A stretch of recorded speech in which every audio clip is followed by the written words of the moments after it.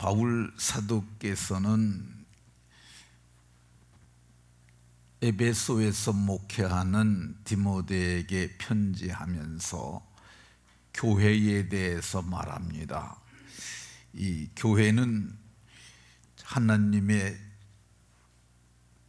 말씀으로 세워진 진리의 기둥과 터라고 말씀하시고, 이 교회가 되시는 그리스도가 바로 경건의 비밀이라고 이렇게 말씀합니다.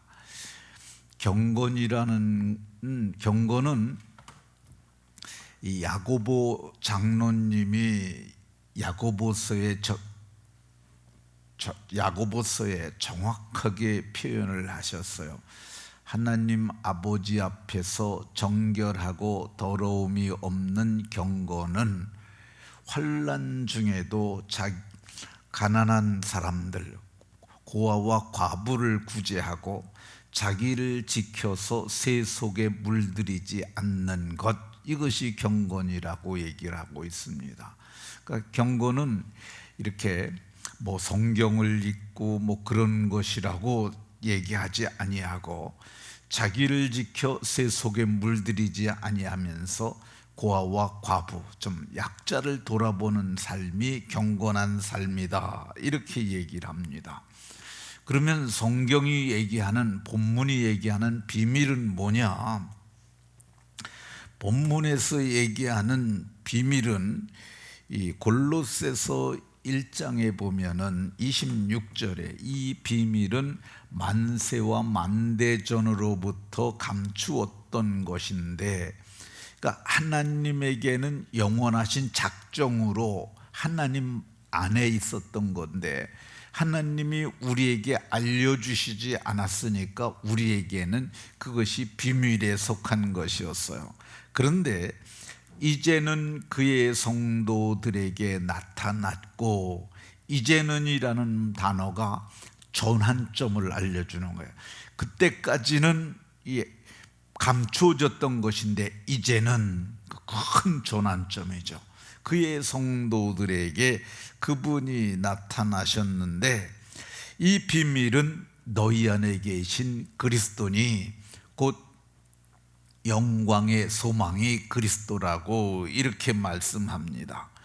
그러면 이 경건의 비밀이 되시는 그리스도가 그러면 어떤 분이신가? 본문에서는 예수님의 생애를 이렇게 중점적으로 말씀합니다.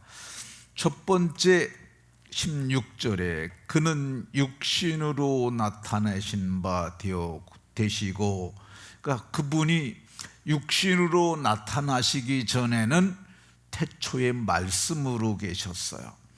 그 말씀은 곧 하나님이시니라, 요한복음 1장 1절에 그렇게 말씀하시는데, 그 태초에 말씀으로 계셨던 그 하나님이 요한복음 1장 14절에 말씀이 육신이 되어 우리 가운데 거하심에, 이게 사실은 비밀의 영광입니다.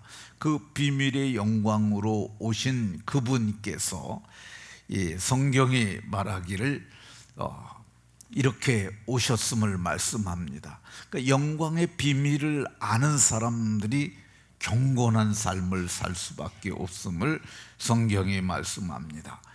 태초부터 계셨던 말씀이 사람의 이 몸을 입고 오신 걸 아는 사람들이 경건하지 않을 수가 없습니다. 두 번째 경건의 비밀은 16절에 영으로 의롭다 하심을 입으시고, 이 영으로 의롭다 함을 얻으셨다고 말씀하는데, 예수님이 십자가에 못 박혀 죽으실 적에는 정죄되어 죄인으로 죽으신 거야. 근데 정죄되어 죽으셨는데 의롭다 하심을 얻었다고 얘기를 합니다. 그 의롭다 하심을 얻은 사건은 로마서 1장 4절에 보면 죽은 자 가운데서 부활하사 능력으로 하나님의 아들로 선포되셨으니, 이것은 죄가 저를 정죄할 수 없음을 말씀하는 거죠.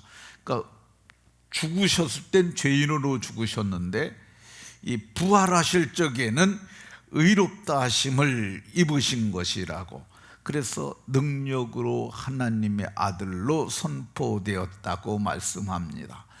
예수님께서 우리를 위하여 죄가 되셨고, 그리고 우리를 위하여 부활하신 이 놀라운 사건을 알게 되면 경건할 수밖에 없는 거죠.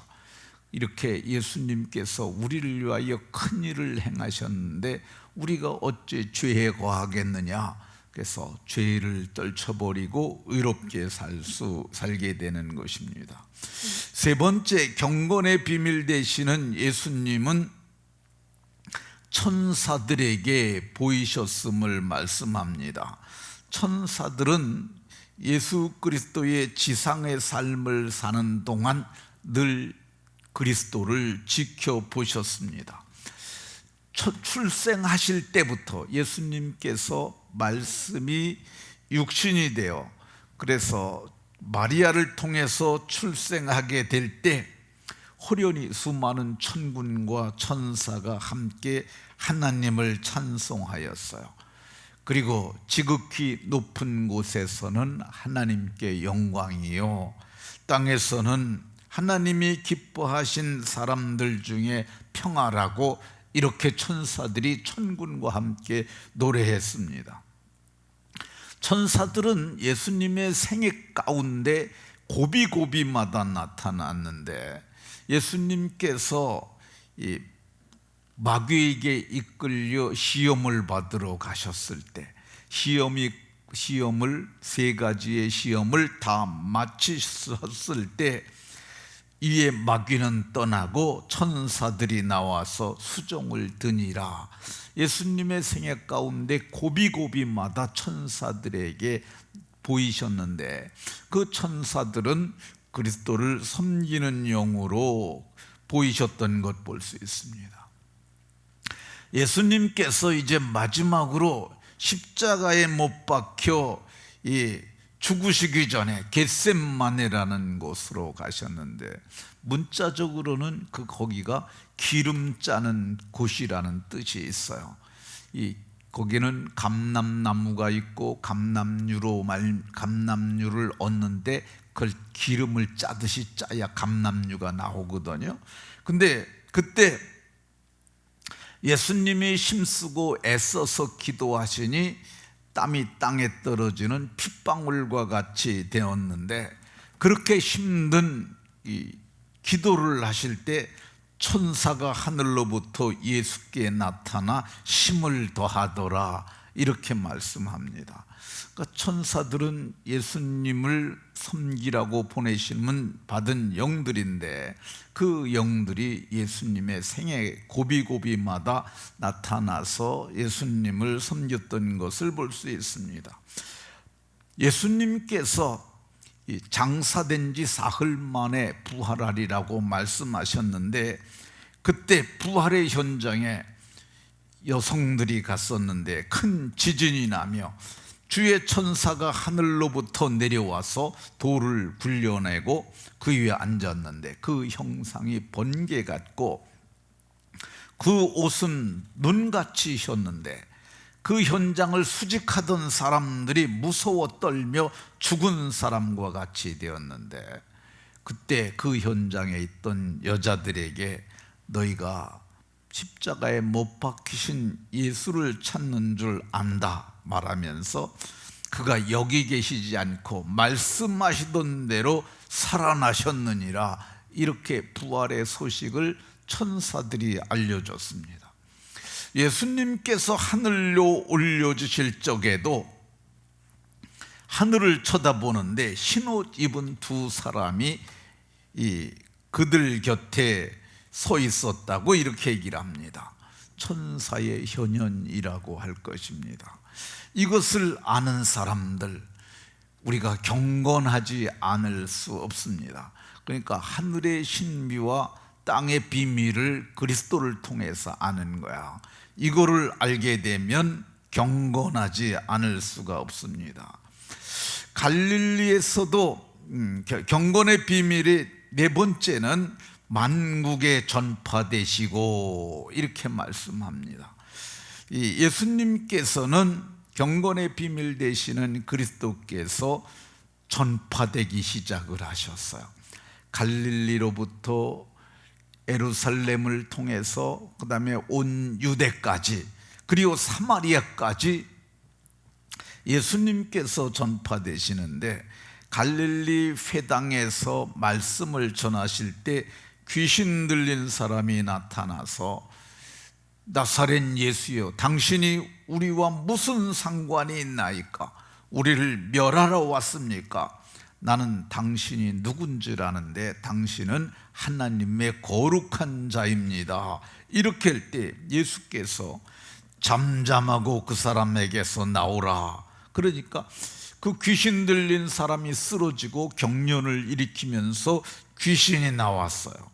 그때 그것을 보고 사람들이 참으로 권세 있는 세교훈이로다, 더러운 귀신에게 명하니 귀신이 나온다 그러면서 성경은 예수의 소문이 곧 온 갈릴리 사방에 퍼지게 되었음을 말씀합니다. 예수님께서, 갈릴리는 북쪽이거든요. 호수에서 점점 내려오면서 예수님께서 이제 유다 지방으로 오셨을 때 나인이라는 성에 들어가셨는데 이 관을 메우고 나오는 행렬을 만났어요. 이 성경은 누가복음에서 누가는 그것이 한 과부의 외아들이었다고 얘기를 합니다. 근데 주께서 그 관을 향하여 다가가서 울지 마라 위로하시고 가까이 가서 관에 손을 대니까 사람들이 다 멈춰 섰는데 예수님께서 이렇게 말씀하셨습니다. 청년아, 내가 네게 말하노니 일어나라 하시니까 죽었던 자가 일어나고 말도 하게 되니까 예수님께서 그를 어머니에게 주시며 모든 사람들은 그 광경을 보고 우리 가운데 큰 선지자가 일어나셨다, 하나님께서 백성을 돌보셨다, 이렇게 말하는데 이게 죽은 자가 살아난 사건이잖아요. 성경을 보면 온 유대 사방에 두루 예수의 소문이 퍼졌다고 얘기를 합니다. 그러니까 예수님에 대한 얘기, 사역과 더불어서 예수의 이름이 온 유다에 퍼졌고, 요한복음 4장에 보면은 예수님께서 사마리아를 갑니다. 이스라엘 사람들은 이 사마리아를 피해 다녔는데 예수님은 사마리아를 지나서 가시기로 작정하시고 가셔서 거기 야곱의 우물가에서 한 여인에게 복음을 말씀하시고, 그리고 그 여인으로 말미암아서 사마리아에 복음이 전파되는데 그 사람들이 이렇게 말합니다. 이제 우리가 믿는 것은 저 여자 때문이 아니라 우리가 예수를 만났고 친히 듣고 그가 참으로 세상의 구주인지를 알기 때문이라, 이렇게 말합니다. 그러니까 이것을 아는 사람들은 경건할 수밖에 없습니다. 그래서 바울 사도는 경건의 비밀이 크다라고 얘기를 했어요. 예수의 그리스도 안에 경건의 비밀이 있고 복음 안에 경건의 비밀이 있고 그분의 생애 가운데 경건의 비밀이 있는데, 경건의 비밀을 깨달으셔서 모두가 자기를 지켜서 세상에 살지만 세상에 속하지 않은 사람답게, 세상에서 물고기를 보면 죽은 물고기는 둥둥 떠다닙니다. 그리고 이 죽은 물고기에는 그 바닷물이 스며들어요. 근데 이 살아있는 물고기에는 바닷물이 절대 물들이지 않습니다. 그 왜 그러냐면 살아있으니까. 그래서 물고기, 바닷고기를 잡아서 회를 떠보면 바다에서 건졌음에도 소금, 간기가 안 들어있잖아요. 살아있는 거죠. 살아있는 물고기는 떠내려다니는 것이 아니라 물을 거슬러서 올라갈 수 있어요. 그러니까 세상에 살지만 경건하게 사는 복된 성도들이 다 되시기를 예수 그리스도의 이름으로 축원합니다.